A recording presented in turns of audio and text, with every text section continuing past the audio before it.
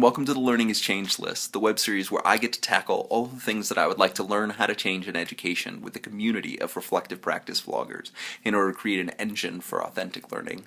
Today, I get to respond to a vlogger from halfway around the world, Luke Cowdell, who was doing a post on a lesson that he had done in October. And the reason why he remembers it so well is a supervisor of his gave him some written feedback, and he was going through all of that feedback and reflecting on what it was that he wanted to focus on in the future. And this is what he said. Consider challenging and critiquing choices.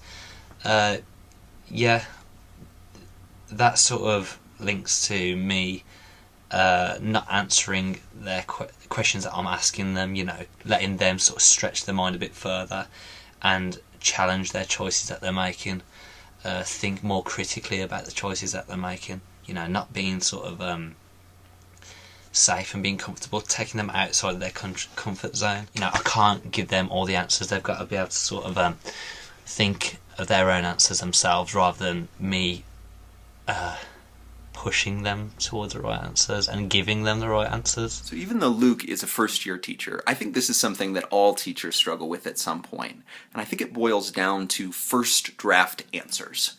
And I think that a lot of times, teachers and students even will settle for their first draft answer as the answer.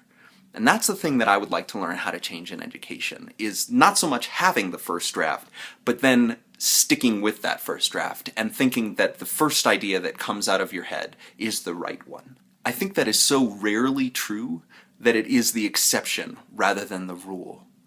And every time that we settle for a first draft answer or idea, we are selling ourselves short. We are selling our learning short.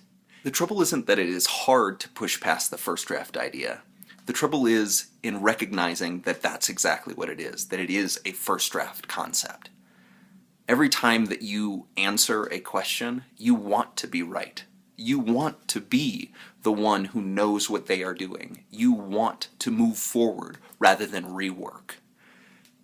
But I think if we can recognize that our first draft ideas exist and that they are important to have, but only as a way of getting to better things, then we can change the conversation. This is where we get into trouble with collaboration too. When we are only trusting our instincts and our first draft ideas, then we believe that we own them. Those first draft ideas we believe are ours alone. And so when someone asks us to collaborate, we say, well, I've got this first draft idea. If you would like to do that thing, then come on and let's do it.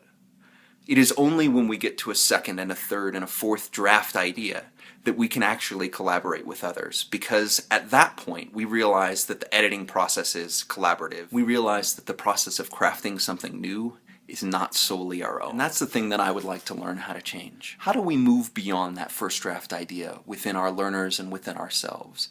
How do we say to one another, this is good, but we can do better? How do we say, I would like to make a second draft with you. I would like to push you to think more about this. One of the best ways that I have seen recently that people are engaging in second draft and third draft ideas is by using two words.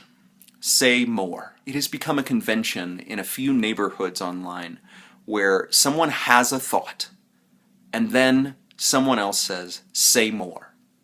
And it isn't that they want them to retract the concept or that they don't understand it. It's that they want to dig inside of it, want to jump in with them and start to build something.